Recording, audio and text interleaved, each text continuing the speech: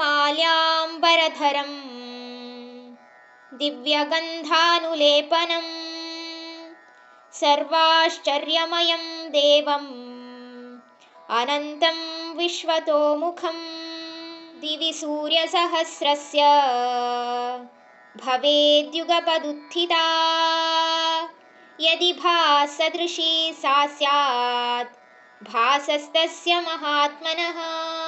ದಿವ್ಯವಾದ ಹೂವಿನ ಹಾರ ಮತ್ತು ವಸ್ತ್ರಗಳನ್ನು ಧರಿಸಿರುವಂತಹ, ದೇಹವೆಲ್ಲ ದಿವ್ಯವಾದ ಸುಗಂಧಭರಿತವಾದ ಗಂಧ ಲೇಪನವನ್ನು ಹಾಕಿರುವಂತಹ, ಅದ್ಭುತವಾಗಿ ಅನಂತವಾಗಿ ಎಲ್ಲೆಲ್ಲೂ ಮುಖಗಳು ಹರಡಿರುವಂತಹ ಮಹಾವಿಷ್ಣುವಿನ ರೂಪವನ್ನು ಅರ್ಜುನ ನೋಡ್ತಾನೆ.